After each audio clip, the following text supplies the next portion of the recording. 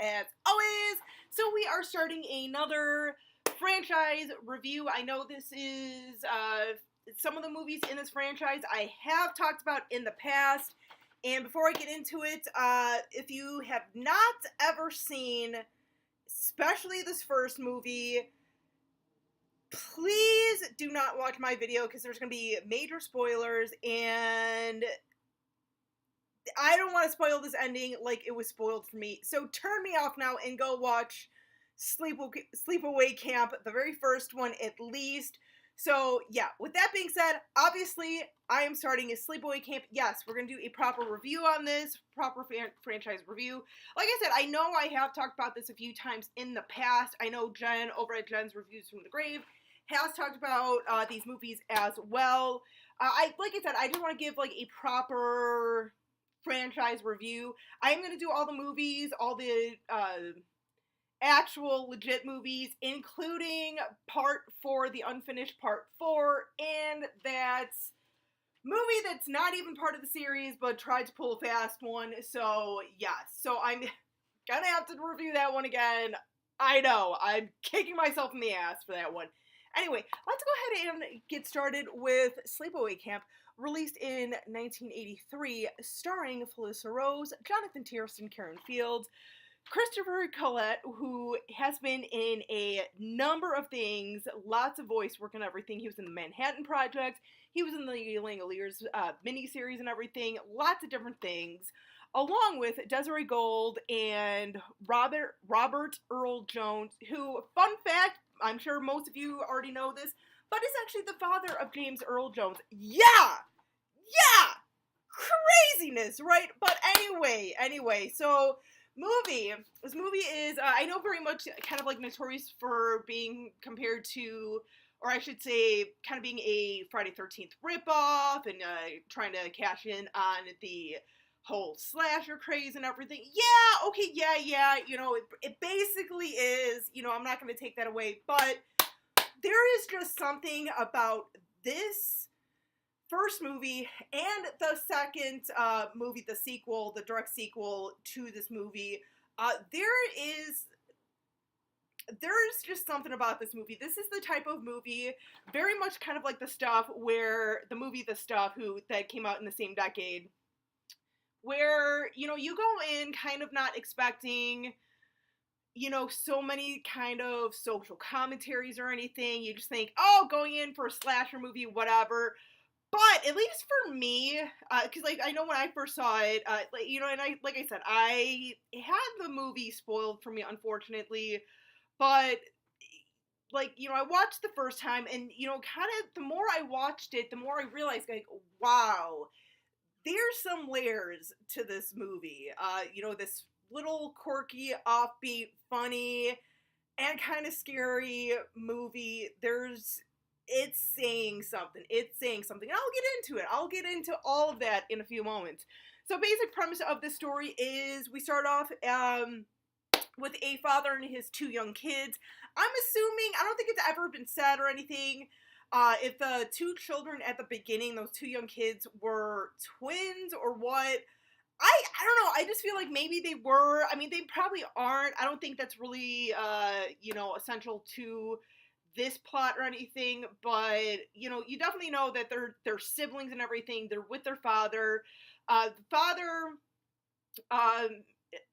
friend, who we think is his friend, we'll later find out is a little more than a friend, but his friend comes over and he's like, hey, we gotta, you know, the doc's coming, you know, we gotta get going. And Doc is actually the kid's Aunt Martha. I'm not sure if Aunt Martha was related to the dad or, like, the dad's ex-wife or whatever. All I know is that I'm assuming the wife, the mother of the children, is not in the picture because, you know, he's at the beach with his lover. So I don't know what happened there. I don't really think it's too essential to the story. Once again, it's not really taking anything away, but whatever.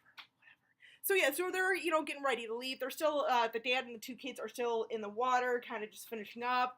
And what do you know, they're on the same lake as a summer camp, And of course, you got some teens in a boat with one girl on like the little water skis and everything. And of course, teenagers!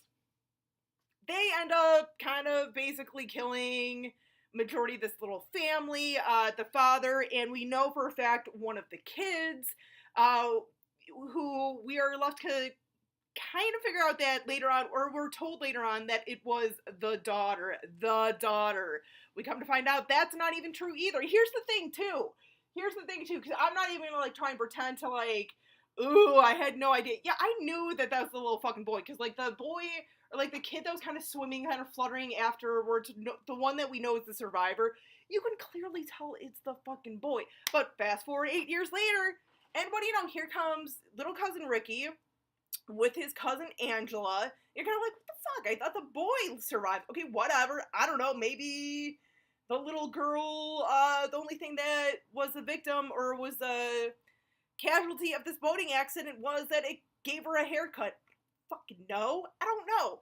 And, you know, we are introduced to Aunt Martha. Aunt Martha obviously has probably just figured, hey, maybe I'm just like the next kin and I'll go ahead and take care of this little girl Angela and everything. And Aunt Martha, right off the bat, we know that there's something very off about Aunt Martha. You know, much more than just being sort of an eccentric character and everything. Like, there's something not quite right about Aunt Martha. And, you know, we will find out later just how fucked up Aunt Martha is. Yeah, you know what? I'm sorry. Angela wasn't really the one that was fucked up. It was Aunt Martha. She fucked up her niece. I'm just saying. So yeah, so, you know, like I said, fast forward to 8 years.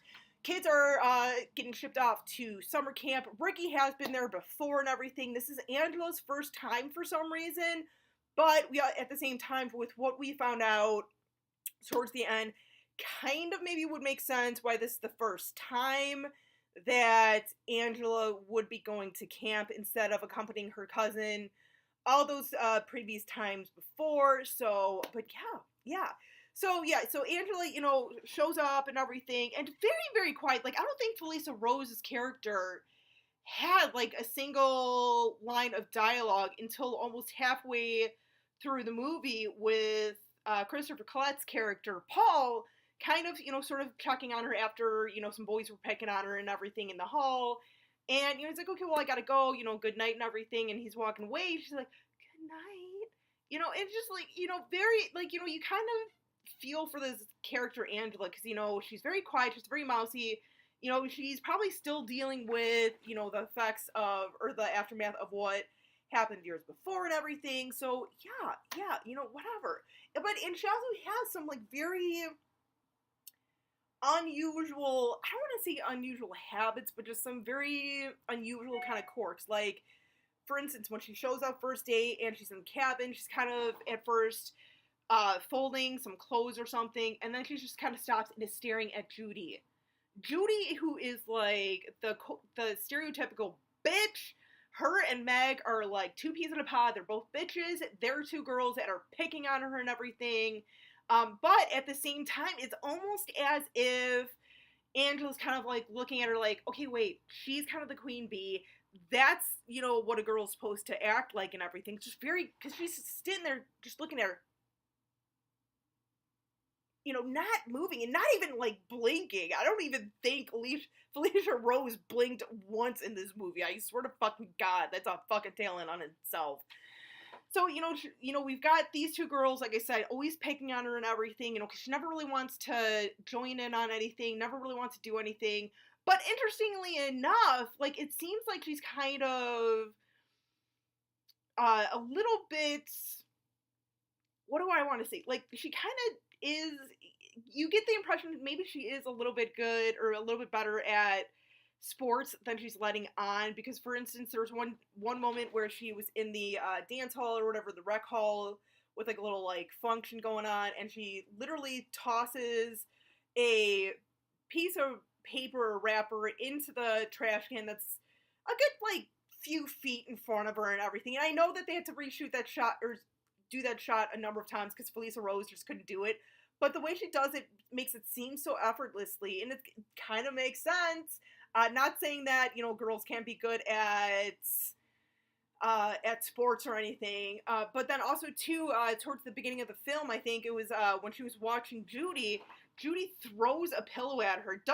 Angela doesn't even flinch and just, you know, grabs the the pillow and everything, and you know, little things like that that kind of go unnoticed. You're kind of like, okay, whatever, but when you kind of go back after finishing this movie, you kind of start thinking about certain little things that like that. And even Judy, who is supposed to be our dumb slut, is, you know, kind of for a second putting things together. She's like, you know, why don't you ever take showers with the rest of us girls? Like, what the hell? And she's just thinking, like, you know, being a girl, oh, you haven't hit puberty, you don't have boobs, you don't have pubic hair, you don't have this, like, no, that's not it. She very much has pubic hair, probably has more than you. I'm just saying. So yeah, so whatever. You know, and then we have the Ricky character, obviously, as I mentioned. Ricky is her cousin, very protective over Angela and everything, and almost overly protective. And I think, I mean, I want to assume that Ricky has to know sort of which one of his cousins is alive, and it has to be kind of aware about the situation with Angela. Because Angela, you know, we come to find out, you know, we come to find out who the killer is, obviously, towards the end. Jumping a little ahead here, but, you know, we find out that, obviously, Angela is the killer. The thing, though, and here's the thing, too, like, even with knowing kind of what is going on, or what the ending was and everything, even when I initially saw this, it's so obvious to kind of know that ending. I mean, it's obvious that, like, Angela, possibly Ricky, could be the killer, but we know Angela's the killer, and it's so obvious to know Angela is not a female. She is a male. Yeah, she's a male. She's got a fucking dick. She's got a dick. She ain't got no boobies. She ain't gonna be growing any boobies naturally. I'm just saying, she is a girl, or no, she's a boy who was forced by her Aunt Martha to dress up like a little girl. And her reasoning, you want to know Aunt Martha's reasoning? Oh, I've always wanted a little girl, and I already have a boy, and that just won't do. So Peter, yes, little Peter from the accident 8 years before, survived. Not his sister. He survives, is now being forced to dress, act, and say that he is a female. He is being forced into a gender that he probably doesn't even, I know for a fact, does not even understand what the hell his crazy Aunt Martha is telling him. He's just kind of like, wait, I gotta dress like a girl? You know, and even up to, you know, present day at that time, being a 13-year-old kid, you still aren't gonna know, but you're still kind of like, okay, I'm being forced to dress like this. Like, and like, who is Angela / Peter going to go and tell? Like,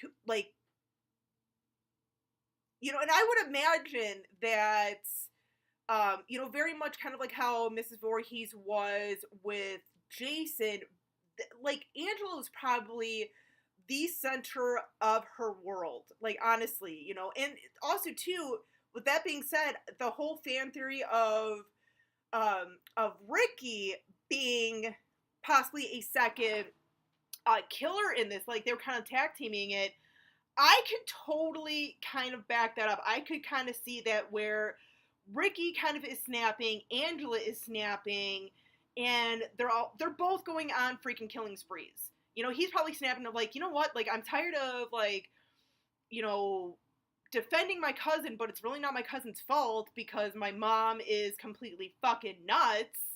So, yeah, you know, but, oh, sorry. So, yeah, I had to kind of, like, get that out of the way because there's more things that I want to talk about but kind of it needs to bring that issue up, or at least the ending. So yeah, so like I said, I know the fan theory is that, Ricky possibly could have been helping Angela. There could have been two killers. I could see that. I could totally see that. I mean, honestly, in a way too, because when I first kind of heard that theory, I was like, no, no. But the more I do watch this movie, and the more I think about this movie, I can totally see it. Because like I said, like I just mentioned, I can see the reasoning between the two of why both of them would be killing. But I mean, honestly, we've never fully had that answered or anything. So unfortunately, it's always been Angela. So.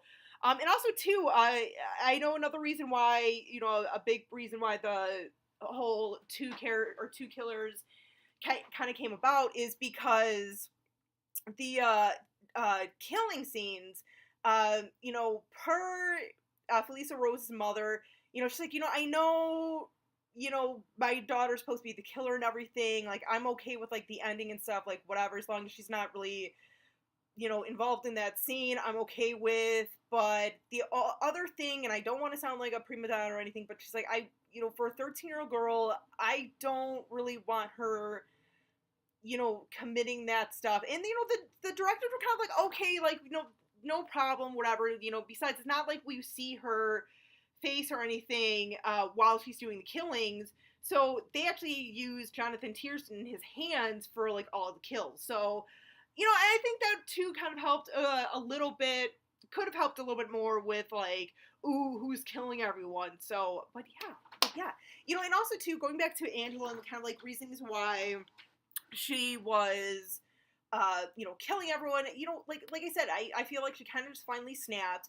She's finally around a group of, a number of kids, both boys and girls. So, on one end, she's watching all these girls, like I was saying with Judy, of how, like, a girl is really supposed to act, being kind of like, and a lot of it is, too, that, a lot of it she's seeing is someone like Judy or something where, oh, you're supposed to be kind of like a slut, and, like, all the boys are supposed to be kind of, like, taking notice of you and everything. I mean, you have some other, positive influences, such as the one other counselor, like the head counselor in her bunk, not Meg, but the other girl who, is really just trying to be like her friend and kind of, like, hey, come on, like, what would you like to do? And trying to get to know her. That's why I think why she was one of the final girls, like one of the people that wasn't killed, along with the other male head counselor, the big jock guy, who, his damn shorts were way too fucking tiny, man. I shouldn't have to see your fucking nuts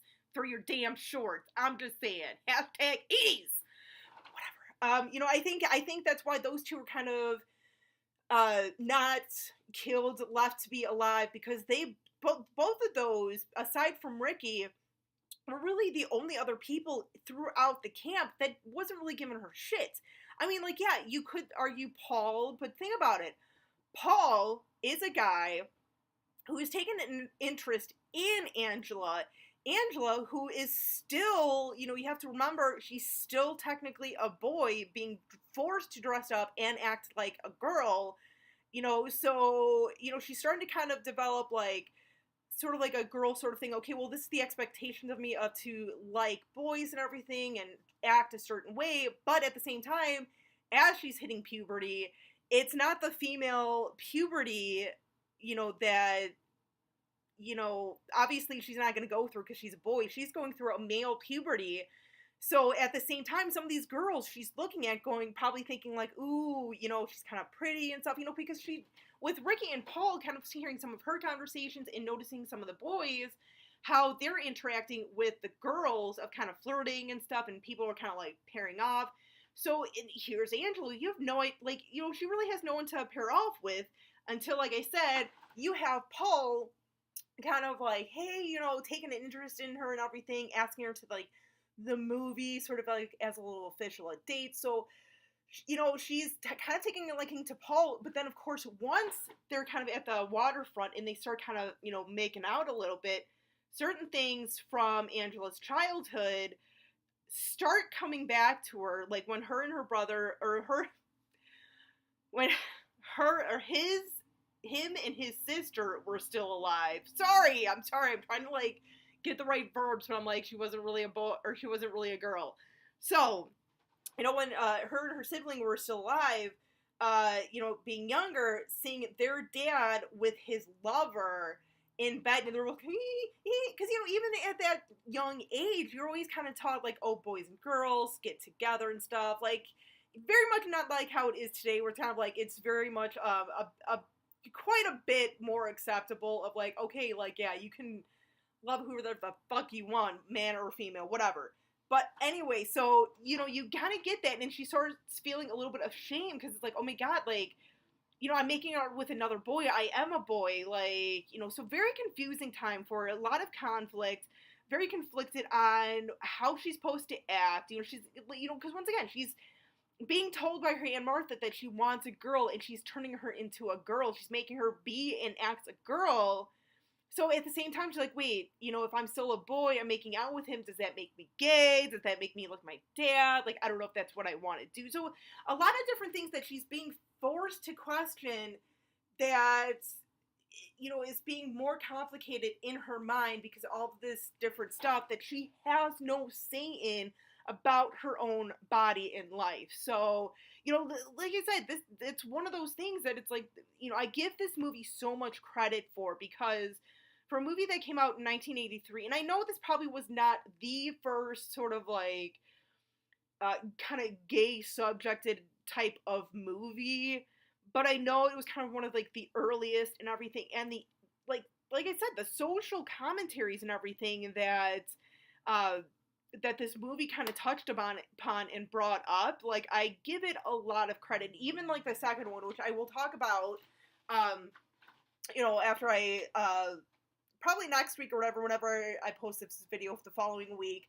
But yeah, like, just a lot of different things that it kind of brings up for that time. And plus, too, also, it just so many different things, that I feel, once again, that people, especially those who kind of just watch it, like, once or twice, and are like, oh, okay, whatever.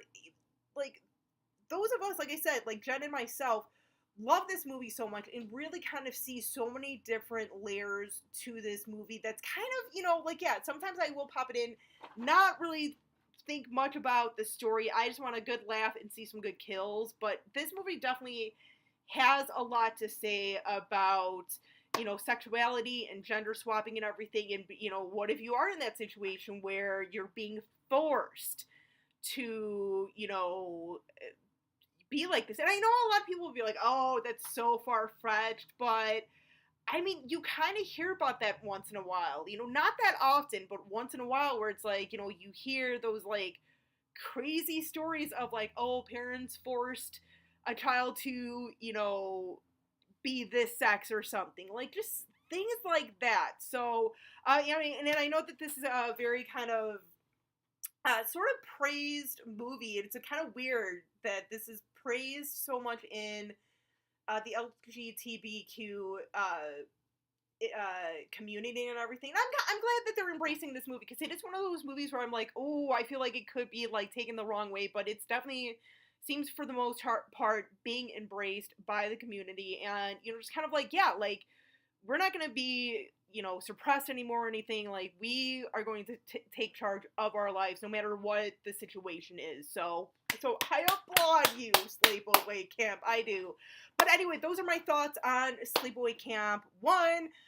We will go ahead and continue next week, like I said, with Sleepaway Camp 2 on the Happy Campers. Until next time, as always, you guys, stay creepy, classy, and a little bit sassy.